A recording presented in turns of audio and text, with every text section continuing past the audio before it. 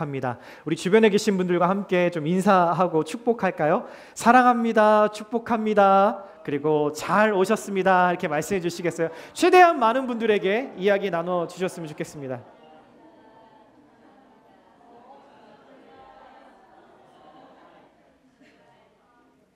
네.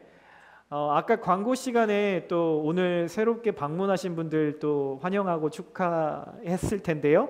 또 그 이후에 또 오신 분들이 여럿 있어서 근데 다 이름을 저희가 호명을 드리지는 못할 것 같아요.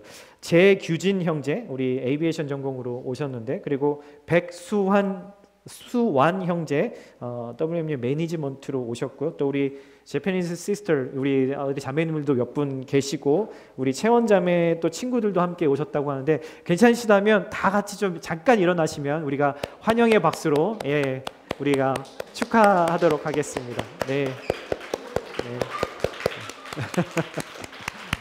네, 잘 오셨습니다. Thank you for joining with us. 네, please sit down. 감사합니다. 네, 계속해서 또 매주 교회에 또 뉴커머들을 하나님 보내주셔서 얼마나 감사한지 모르겠어요. 여러분 너무 감사하시죠? 이런 일이 모든 교회에 있지 않습니다, 여러분. 네, 정말 하나님께 감사하고요. 또 정말 오늘 이 예배를 통해서 하나님을 또 만나고 경험하실 수 있기를 예수님의 이름으로 축복드립니다. 아멘. 오늘 여러분들과 함께 나눌 말씀은 예레미야, 구약 성경에 예레미야라고 하는 성경이 있습니다.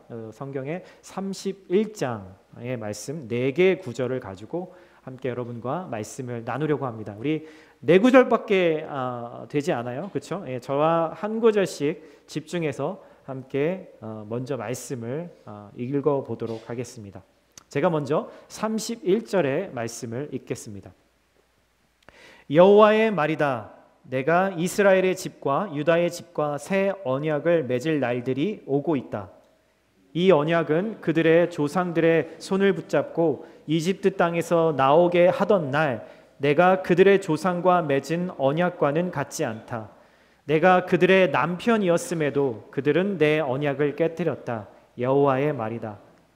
여호와의 말이다. 이것이 내가 그날들 후에 이스라엘의 집과 맺을 언약이다. 내가 내 율법을 그들의 생각 속에 주고 그들의 마음에 기록할 것이다. 그리하여 나는 그들의 하나님이 되고 그들은 내 백성이 될 것이다. 그들은 각자 자기 이웃에게 또는 자기 형제에게 더 이상 여호와를 알라 하고 말하지 않을 것이다. 이는 가장 작은 사람들로부터 가장 큰 사람들까지 그들 모두가 나를 알 것이기 때문이다. 내가 그들의 죄를 용서하고 그들의 죄를 더 이상 기억하지 않을 것이다. 여호와의 말이다. 아멘. 아멘. 오늘 여러분들과 함께 나눌 말씀의 제목은 하나님은 약속을 반드시 지키십니다 라는 제목입니다. 저는 칼라마주 한인교회를 섬기고 있는 안창호 목사라고 합니다. 오늘 또 처음 오신 분들에게 또 저의 소개를 합니다.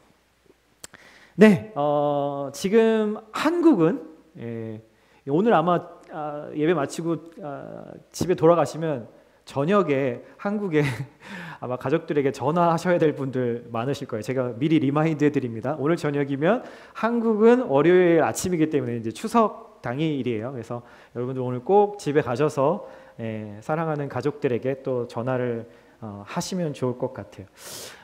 미국에 있다 보면 사실 한국의 이 명절들이 별로 이렇게 현실적으로 다가오지 않습니다. 그렇죠. 휴일도 아니고 또 그렇기 때문에 하지만 이게 좀 찬바람이 좀 불기 시작하고 가을이 되면 특히나 남자분들은 가족들이 더 보고 싶고 친구들이 더 보고 싶은 마음이 드실 거예요. 그래서 어제 토요일 날 이곳에서 우리 칼라마주 이 남서부 미시간 한인회에서 추석 모임이 있었습니다. 못 오신 분들은 엄청 억울하실 거예요. 어제 음식이 엄청 맛있었거든요.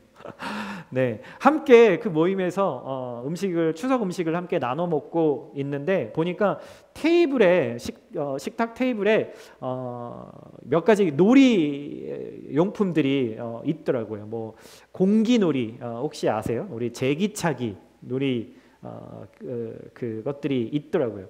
제가 어렸을 때는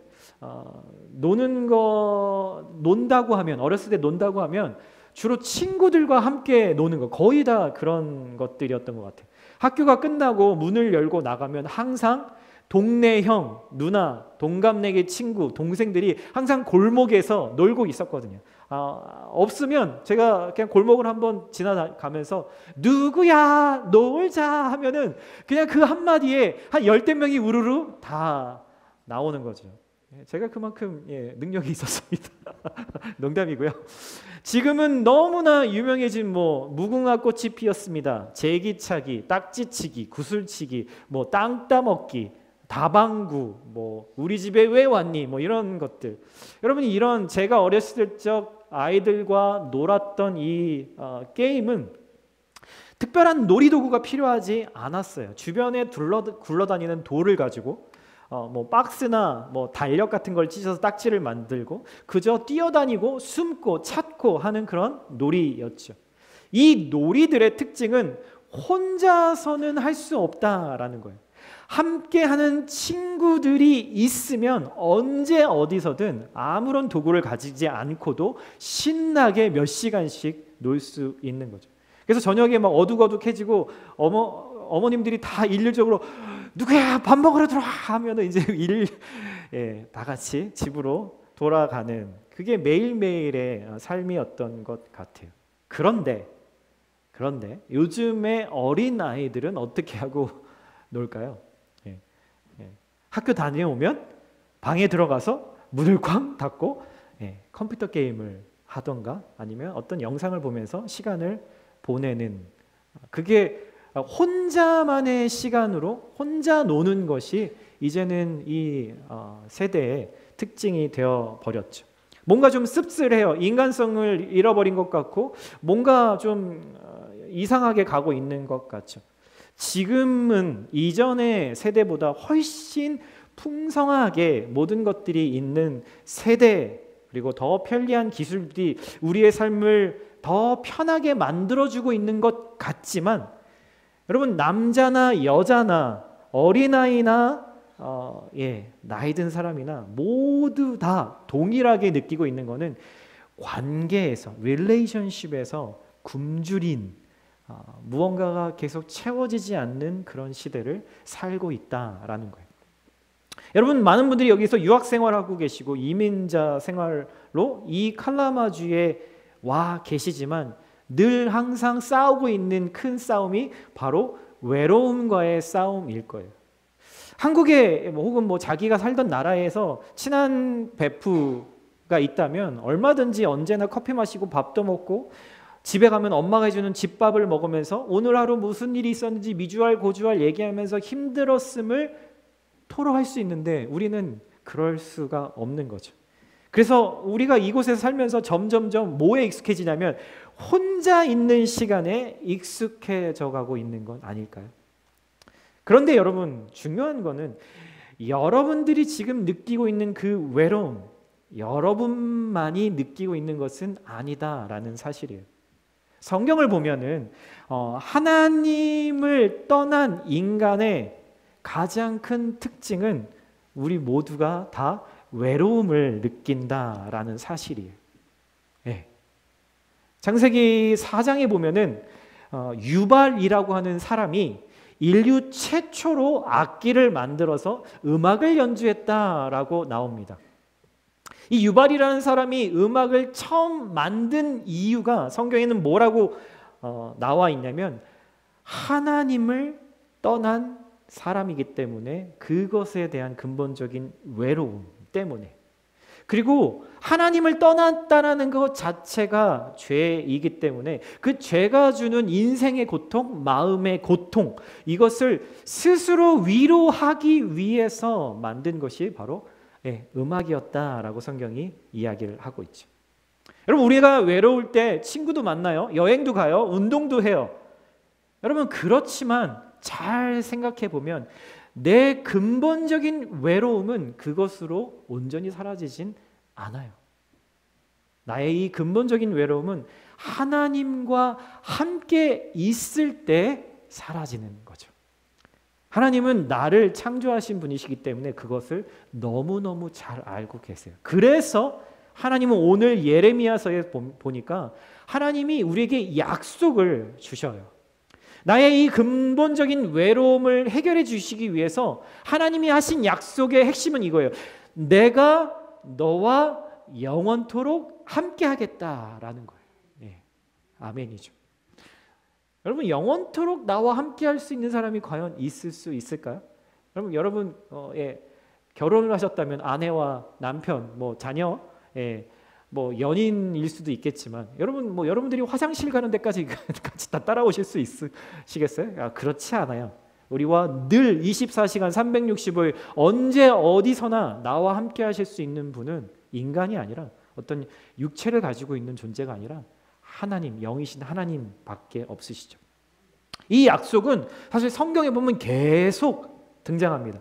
약속이 계속 바뀌는 것이 아니라 약속은 동일한데 약속을 지키는 내가 바뀌기 때문에 하나님이 계속 그 약속을 리마인드 해주세요. 새롭게 리뉴얼 해주고 계세요. 아브라함이라고 하는 인류의 믿음의 첫 번째 조상이라고 하는 그 사람에게 먼저 하나님이 약속을 주십니다. 약속을 지키겠다라는 그 방법으로 당시의 방법이죠. 짐승을 반으로 쪼개놓고, 짐승을 절반으로 쪼개놓고 그 사이를 서로 지나감으로 인해서 약속이라는 것을 하던 그때의 방식으로 하나님이 아브라함에게 그 약속을 하십니다. 그런데 아브라함이 한밤중에 하나님을 기다리다가 깜빡 졸아요. 눈을 떠보니까 하나님이 혼자서 그 짐승 사이를 혼자서 지나가 버리신 거죠. 놀라서 일어났지만 그 일은 끝나버렸어요. 하나님은 그날 이후 이 언약을 한 번도 어기신 적이 없어요. 하지만 아브라함은 이 약속을 제대로 지킨 적도 없었고 때로는 이 약속을 까마득히 잊고 살았죠. 그리고 시간이 흘러서 400년의 이집트의 노예로 살다가 결국 하나님의 은혜로 탈출해서 광야 시내산에서 모세라는 이스라엘의 리더와 이스라엘에게 다시 한번 하나님이 약속을 해주십니다. 그게 우리가 아는 두 개의 돌판에 쓰여져서 주신 10계명, 10 commandments라고 하는 것이죠.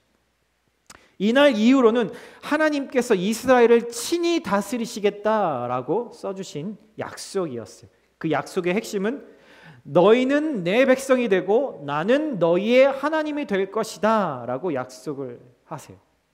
근데 이 약속은 무슨 자격이 있어서도 아니고 별다른 능력이 있는 사람만 할 수 있는 약속도 아니에요.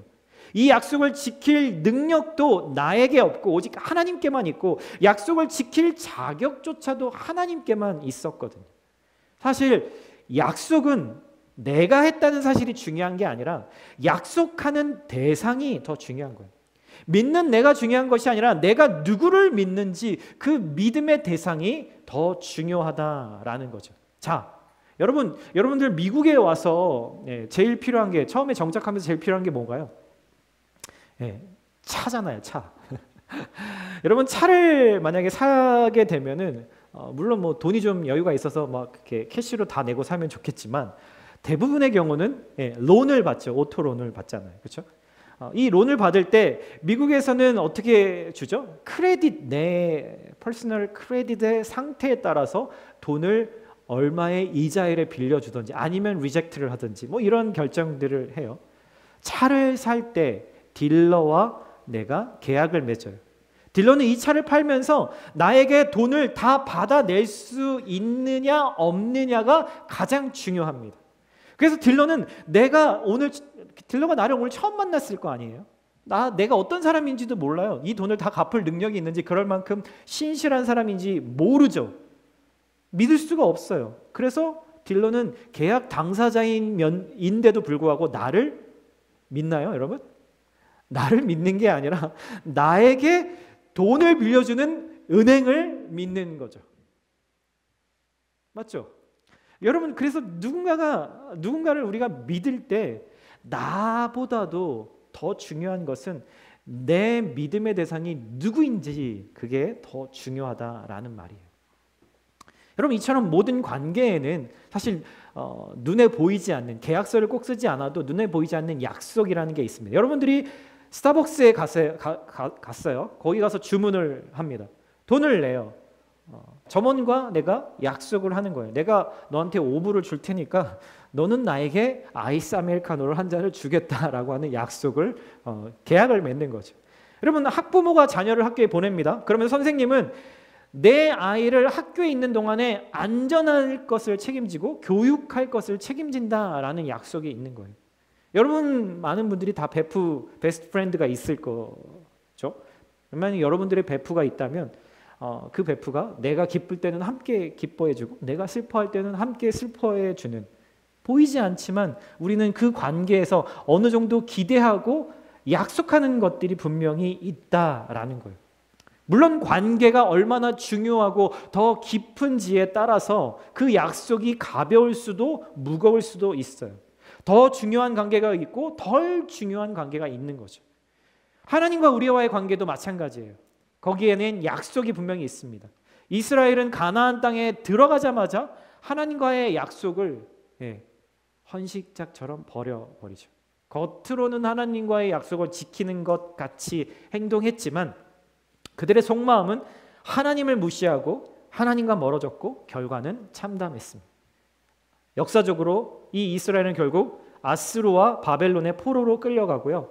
이집트의 노예에서 결국 탈출해서 새로운 땅에 보내주셨는데 결국은 바벨론과 아스루의 또 다른 노예로 살아가게 된 거죠. 그럼 하나님이 약속을 지키지 않아서 이렇게 된 걸까요? 아니요. 이스라엘이 하나님과의 약속을 지키지 않았기 때문이에요.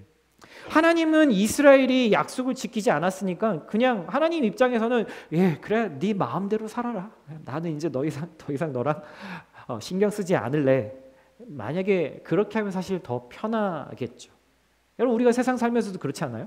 내 돈 떼먹고 도망간 사람, 내가 지금까지 그렇게 잘해줬는데 나를 욕하고 다니는 사람하고는 세상은 어떻게 하라고 얘기하죠? 그냥 관계를 끊어버리라 라고 세상은 우리에게 그것이 지혜라고 이야기해요. 그런데 하나님은 이렇게 약속을 지키지 않았던 이스라엘을 포로 생활 70년을 통해서 새롭게 빚으세요. 하나님은 이제 옛날에 했던 그 약속 대신에 새로운 약속을 다시 리뉴얼 하세요. 왜요? 여러분, 왜요? 굳이 그렇게 하지 않아도 되는데. 이유는 딱 한 가지죠. 여전히 그들을 사랑하기 때문이라는 거예요. 여러분, 부모가 자식을 결코 포기할 수 없는 것과 마찬가지입니다. 여러분, 사랑하는 일을 결코 포기할 수 없어요. 약속은 깨졌지만 사랑은 깨트릴 수가 없는 거예요. 약속을 깨트린 것에 대해서 징계가 있을 수는 있어도 하나님이 나를 사랑하시는 것에는 변함이 없다라는 것이죠. 네. 그래서 오늘 33절에 그렇게 얘기해요. 이것이 내가 그날들 후에 이스라엘의 집과 맺을 언약인데 내가 내 율법을 그들의 생각 속에 주고 그들의 마음에 기록할 것이다. 이제는 돌판에 새겨주시는 것이 아니라 우리의 머릿속에 새기고 우리의 마음판에 새기시겠다. 그리하여 나는 그들의 하나님이 되고 그들은 내 백성이 될 것이다 말씀하시는 거죠. 여러분, 이 예전에 했던 약속, 새롭게 해주신 약속도 본질은 똑같아요. 내가 너의 하나님이 되고 너는 내 자녀가 될 거야 라는 거죠. 쉽게 말하면 하나님이 나와 영원토록 함께 하신다라는 사실인 거죠. 하나님을 떠난 인간의 이 근원적인 외로움을 하나님은 알고 계시기 때문에 그 사랑 안에 있게 하시기 위해서 하나님이 나와 함께 하시겠다라는 약속이에요. 그렇다면 중요한 거는 어떤 방법으로 하나님은 하나님의 약속을 지키시는가? 여러분, 이게 궁금해져야 되겠죠. 하나님이 말만 해놓고 그냥 공수표를 날리시는 걸까? 여러분, 예레미야 선지자는 예수님이 오시기 전 600년 전에 하나님이 어떻게 이 약속을 이루실지에 대해서 미리 예언한 예언자였어요. 하나님의 1년 365일 24시간 언제나, 그리고 내가 존재하는 그 어디서나 나와 함께 하시겠다라는 약속을 예수님과 성령님을 통해서 이루시겠다 말씀하시는 거죠. 예수님이 이 땅에 오셔서 죄인들의 죄를 위해서 대신 그 죄값을 치르시고 하나님께로 올라가신 후에 이 성령님이 예수를 믿는 모든 사람들 안에 들어오시게 하겠다라는 거죠. 여러분, 마치 야구에서 예수님이 9회 말 2아웃 2스트라이크 상황에서 등판하셔서 마지막 홈런을 날리시고 지금 주자로 계신 성령님을 홈으로 들어오게 하시는 것과 똑같은 일이라는 거예요. 이 말씀을 요한복음에 보면은 예수님이 구체적으로 이것을 어떻게 이루실지에 대해서 말씀해 주고 계세요. 한번 같이 요한복음 말씀을 같이 한번 좀 읽어보면 좋을 것 같아요. 조금 길지만 저와 여러분이 한 구절씩 읽어보도록 하겠습니다. 내가 아버지께 구할 것이니, 여기서 예수님의 말씀이에요. 예수님의 내가 아버지께서 구할 것이니 아버지께서 너희에게 다른 보혜사를 보내셔서 너희와 영원히 함께 있도록 하실 것이다. 그분은 진리의 영이시다. 세상은 그분을 볼 수 없고 알 수도 없기 때문에 그분을 받아들일 수가 없다. 그러나 너희는 그분을 안다.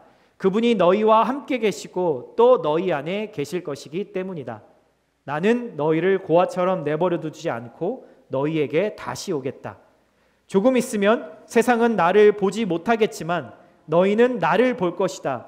내가 살아있고 너희도 살 것이기 때문이다. 그날에 너희는 내가 내 아버지 안에 있고 너희가 내 안에 있으며 내가 너희 안에 있음을 알게 될 것이다. 이런 말은 내가 너희와 함께 있을 때 말했다. 그러나 보혜사 곧 아버지께서 내 이름으로 보내실 성령께서 너희에게 모든 것을 가르쳐 주실 것이며 내가 너희에게 말한 모든 것을 생각나게 하실 것이다. 함께 읽을까요? 내가 너희에게 평안을 주고 간다. 곧 내 평안을 너희에게 준다. 내가 주는 평안은 세상이 주는 것과 같지 않다. 너희는 마음에 근심하지 말고 두려워하지 말라. 아멘. 예레미야가 했던 600년 전에 했던 그 예언을 예수님이 600년 후에 구체적으로 어떻게 이 약속을 하나님이 지키시는지에 대해서 이야기를 아주 잘 설명해 주시는 거죠. 하나님은 여러분 우리의 눈으로는 보이지 않는 분이세요. 육체의 눈으로는 볼 수가 없어요. 하나님은 영이시기 때문이죠. 그래서 육체를 가지고 눈으로만 제한된 것을 볼 수 있는 우리에게는 늘 익숙치 않은 게 사실이에요. 그래서 눈으로 보지 않고 그분을 내 삶에서 경험해야 해요.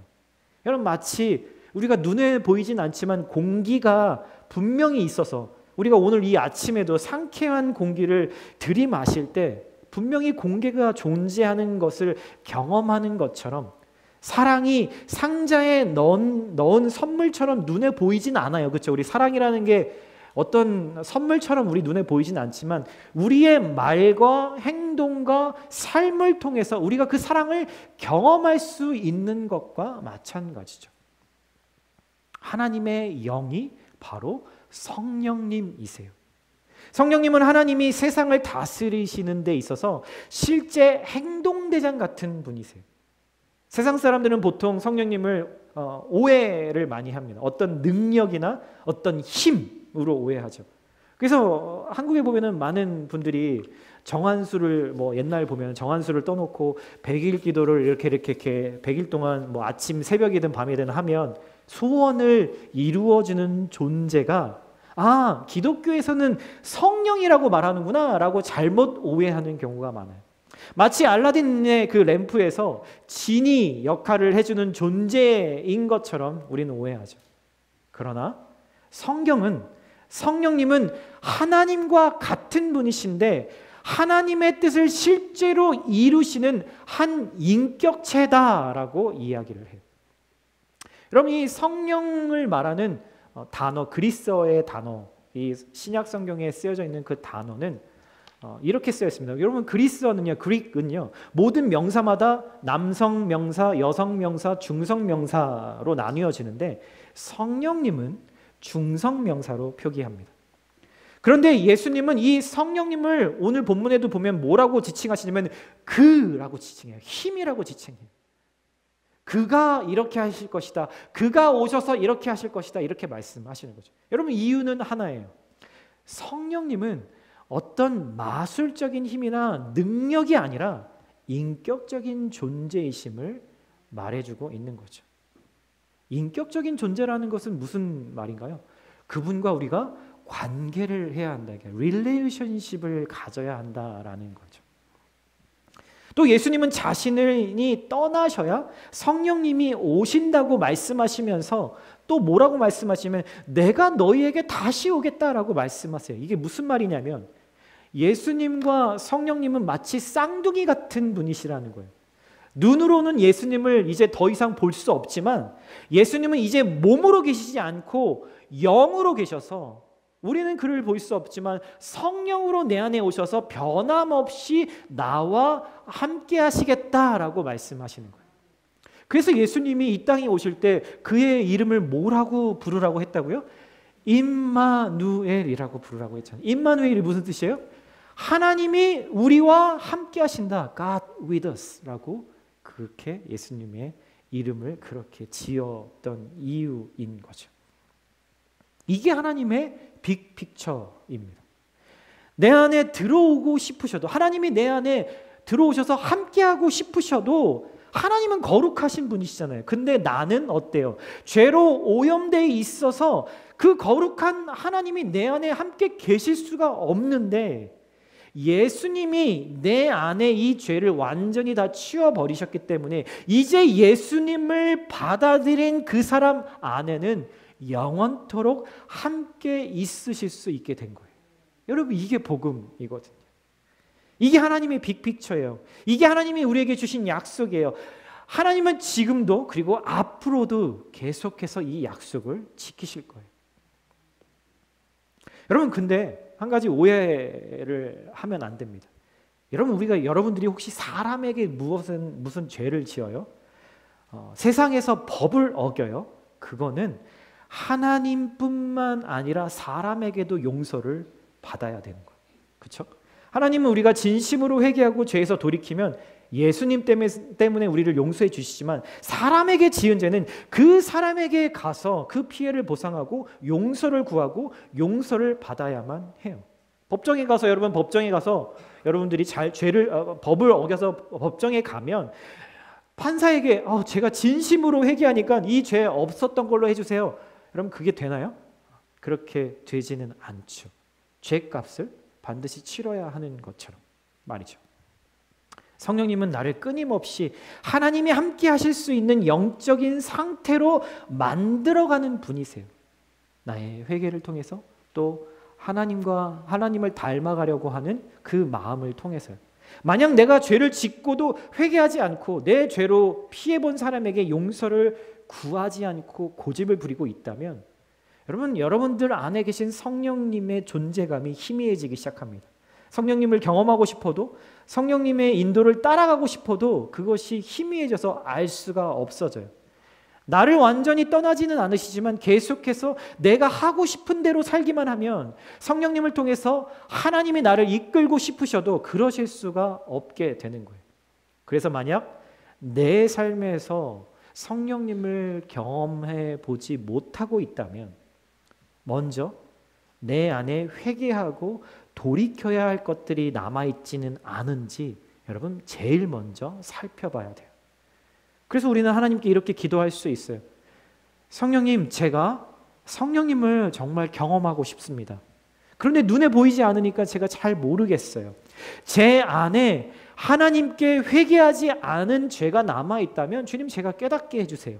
제가 고집 부리지 않고 제 자존심 내세우지 않고 제가 당신의 뜻을 따르기를 원합니다. 이렇게 기도하신다면 분명 성령님은 여러분들이 경험하실 수 있도록 그런 은혜를 주실 겁니다. 여러분, 이 성령님에 대한 이야기를 제가 설명해 드리고 있는데 이분을 가장 설명해 준 단어가 오늘 본문 16절에 나오는데 바로 이분은 보혜사라고 이야기를 합니다. 영어로는 Wonderful Counselor이라고 번역이 되어 있기도 하는데요. 쉽게 말하면 나를 돕기 위해서 오신 분이라는 뜻이에요. 그런데 오늘 16절에 뭐라고 얘기했냐면 예수님이 이렇게 얘기해요. 내가 너희에게 또 다른 another wonderful counselor를 보내겠다라고 이야기를 하고 계신다라는 사실이죠.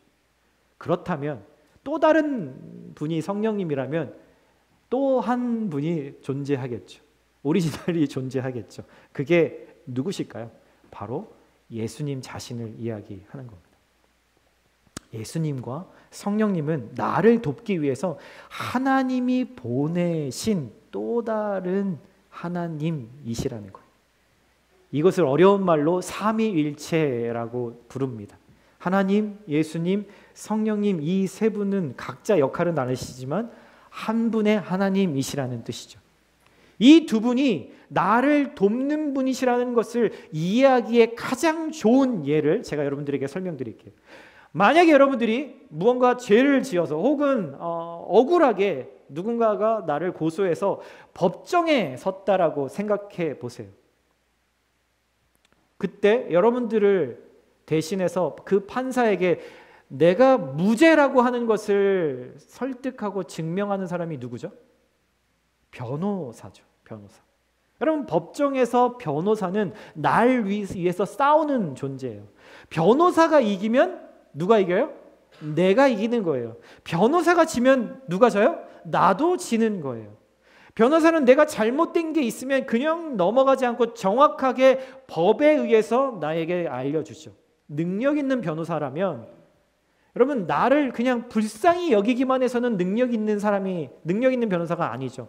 감정에 이끌리지 않고 법에 따라서 냉정하고 합리적으로 판단해야 돼요. 만약에 변호사가 판사의 심금을 울려서 법정에서 이기려고 한다면 그게 가능할까요? 이 친구는 불쌍하니까 이 사람은 용서해 줘야 됩니다. 이렇게 말해서 법정에서 무죄가 선고될 수 있을까요? 아니요. 여러분, 이 유능한 변호사의 역할을 바로 보혜사 예수님이 그 역할을 하신다라는 거예요. 그래서 요한 1서에 보면은 예수님이 우리의 화목제물이 되셨다. 하나님과의 끊어진 그 관계를 다시 화목하게 하시는 sacrifice가 되셨다라고 말하죠. 예수님은 재판장이신 하나님 앞에서 무턱대고 내 죄를 용서해달라고 그렇게 자비를 구하시는 것이 아니라 하나님이 말씀하신 법이 이러하니 내 의뢰인은 무죄입니다 라고 말하시는 거예요. 여러분, 혹시 일사부재리의 원칙이라는 걸 들어보셨나요? 법률 용어인데 똑같은 죄로 두 번은 처벌할 수 없다라는 게 모든 나라의 법에 공통적으로 들어있는 내용이죠. 예수님은 재판정에서 판사이신 하나님께 이렇게 말하는 거예요. 안창호가 지금 어제 이런 죄를 지어서 죄의 형벌, 그것에 대한 형벌은 이 안창호가 죽어야 되지만 내가 대신 그 죄값을 치렀습니다. 여기 죽음의 흔적인 내 피를 보십시오. 십자가에서 내가 안창호를 위해서 형벌을 대신 당했으니 같은 죄를 두 번 벌하시는 것은 옳지 않으십니다, 하나님. 이렇게 변호해 주시는 거예요. 논리와 법에 따라서. 이게 오늘도 예수를 나의 구원자로 믿는 사람에게 주어지는 무죄의 근거인 거예요. 여러분, 이건 엄청난 은혜입니다. 또 다른 보혜사이신 성령님은 매일 내 삶에서 이 진리를 나에게 보여주고 싶어 하세요. 여러분, 한 가지만 가정해 볼까요? 여러분들이 지금 백만장자예요. 억만장자라고 해봅시다. 근데 맨날 골드카드를 쓰니까 지갑에는 별로 현금을 안 넣어갖고 다니겠죠. 근데 지갑에 100불짜리 3개를 우연히 넣고 이제 있었는데 우버를 타고 내리다가 우연히 100불 한 장만 줘도 되는데 내가 100불 2장을 주고 온 거를 나중에 그 사실을 알게 된 거예요. 집에 와서 생각해 봤더니 한 장을 더 준 거예요. 여러분 그렇다면 여러분들 어떻게 반응하시겠어요? 내가 왜 그랬지? 그 100불 아까워서 어떡하지? 하면서 밤새 잠도 못 자면서 내가 왜 그런 실수를 했을까? 그 돈 100불 너무 아까워. 이렇게 생각하실까요? 여러분 만약에요, 나랑 좋은 관계를 가지고 있던 어떤 사람이, 내가 좋아하던 어떤 사람이 나를 실망시키는 행동을 했어요. 그래서 내가 상처받고 마음 상하고 실제 나에게 손해도 생겼어요. 여러분 그러면 여러분 어떻게 행동하실 건가요? 여러분 아까 그 100불짜리 하나 더 준 거랑 똑같이 밤잠을 설치고 생각할 때마다 씩씩거리고 욕을 해대며 분을 쏟아내실겠어요? 만약 여러분이 그러고 계신다면 분명히 내가 얼마나 부자인지, 내가 하나님께 어떤 존재인지, 지금 내 안에 누가 함께하고 계신지를 제대로 알고 있지 못하기 때문인 거예요. 누군가는 그렇게 말할 겁니다. 저 사람은 자제력이 부족해서 저래. 저 사람은 자존감이 낮아서 그래. 네, 맞는 말일 수도 있어요. 하지만 더 중요한 거를 놓쳤죠. 성령님이 내 안에서 매일 확인시켜 주시고 싶은 일이 뭘까요?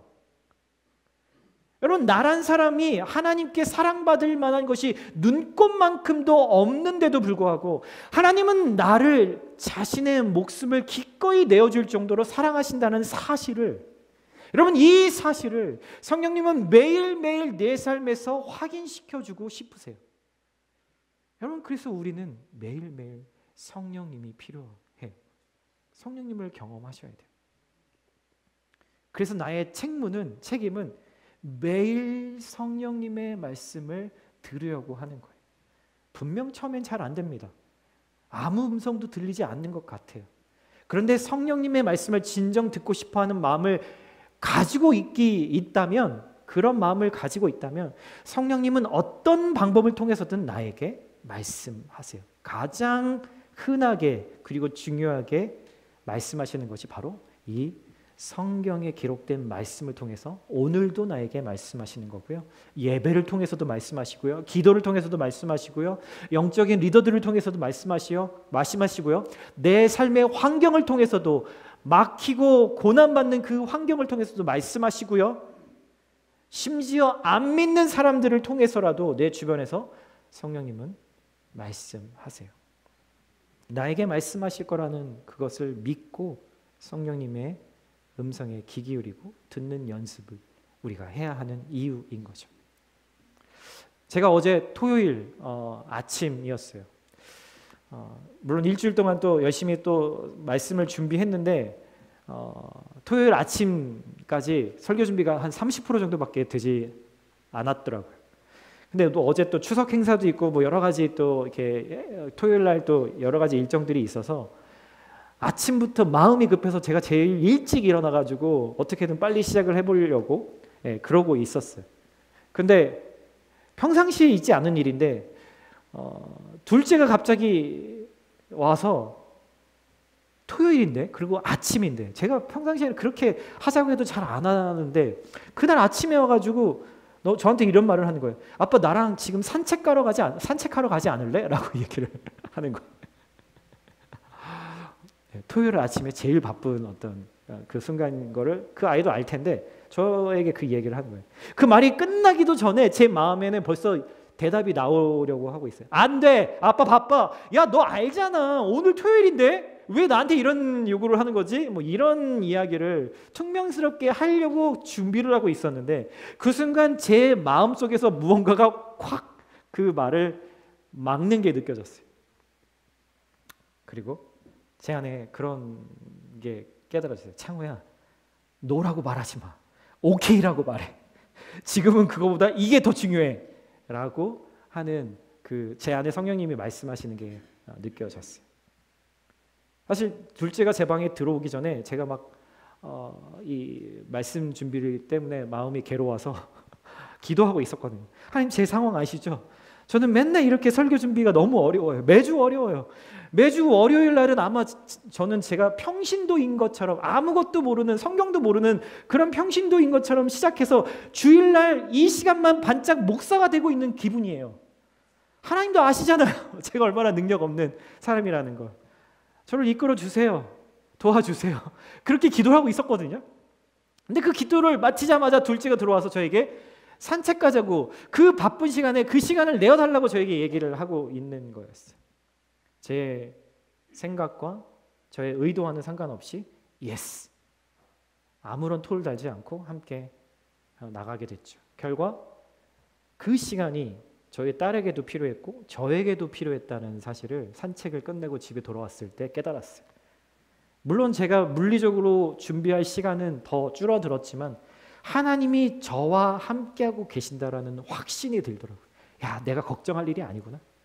내가 걱정할 필요가 없구나. 이거 하나님의 설교인데 내가 뭘 걱정한다고, 내가 그걸 다 어떻게 할 수 있을까? 난 그저 성령님께 묻어가는 사람이지. 예, 그거가 다시 한번 깨달아졌어요. 오늘 요한복음 마지막에 이렇게 이야기합니다. 내가 너희에게 평안을 주고 간다. 곧 내 평안을 너희에게 준다. 내가 주는 평안은 세상이 주는 것과 같지 않다. 너희는 마음에 근심하지 말고 두려워하지 말라. 여러분, 왜 임마누엘을 우리에게 주시려고 하셨는가? 하나님이 왜 우리와 영원토록 함께 계시겠다라고 하는 그 약속을 우리에게 주셨을까? 그 목적이 바로 27절에 나옵니다. 하나님의 약속을 주신 그 목적은 나에게 평안을 주시기 위함이라는 거예요. 여러분, 제가 주말에 빨리 설교를 끝내는 목사가 되면, 제가 설교 잘하는 목사가 돼서 여러분들에게 인정받으면 저에게 진짜 평안이 찾아올까요? 아니요. 전혀 그렇지 않아요. 여러분들이 칭찬을 하시건 비난을 하시건 저에게 그것이 평안의 이유가 되지 못하더라고요. 여러분, 그건 잠깐 제 마음을 흡족해는 해줄지 몰라도 가짜 평안이에요. 세상이 주는 평안은 다 마찬가지예요. 환경을 따라서 쉽게 변하고요, 조건에 따라서 변해요. 내가 그 조건을 충족하면 그 평안이 오고, 그 조건을 충족하지 못하면 그 평안이 나에게 오지 않아요. 그렇기 때문에 그 조건을 계속 맞추려고 내가 끊임없이 나를 채찍질하고 노력하게 만드는 거죠. 남들이 나를 좋아해주고 내가 투자한 주식이 올라가고, 그러다가 인기가 떨어지거나 건강이 좋아지지 않거나 주식이 떨어져 버리면 그 사람이 가지고 있던 평안은 깨져버리고 맙니다. 여러분, 진짜 평안, 성령님이 주시는 평안은 상황이나 조건에 따라 변하지 않아요. 왜냐하면 평안이라고 하는 것은요, 내가 누구와 함께 있느냐에 따라 달렸기 때문이죠. 예수님을 믿음으로 내 안에 영원토록 와서 함께 계시는 성령님이 하시는 일이 바로 나에게 평안을 주시는 일이에요. 사랑하는 형제자매 여러분, 여러분들 평안이 필요하신가요? 여러분들의 삶에 진짜 필요한 게 뭔가요? 여러분, 돈인가요? 시간인가요? 사람인가요? 그 어떤 것인가요? 지금 우리에게 가장 필요한 것은 하나님의 평안인 줄 믿습니다. 예수님을 내 삶의 주인으로 받아들이십시오. 그러면 성령님이 여러분 안에 들어오셔서 여러분들의 삶의 운전대를 직접 맡아주실 겁니다. 여러분들의 그 알량한 지식과 지혜로 어떻게든 그 운전으로 성공해 보려고 애쓰지 않으셔도 돼요.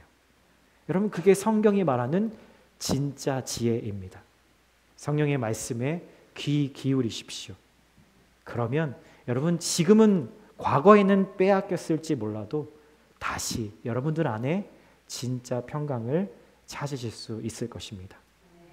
오늘 이 이야기를 통해서, 이 약속을 통해서 하나님은 여전히 이 약속은 유효해. 그러니 이 약속을 믿고 나를 믿고 따라와 라고 예수님이 우리에게 말씀해 주십니다. 아멘. 아멘. 네, 우리 함께 찬양을 또 부르면서 어떤 분들은 뭐 찬양 부르지 않으셔도 돼요. 그저 기도하고 싶으신 분들은 기도하셔도 괜찮습니다. 오늘 이 말씀을 통해서 나에게 주시는 메시지 혹은 내 삶에 어플라이 해야 될 적용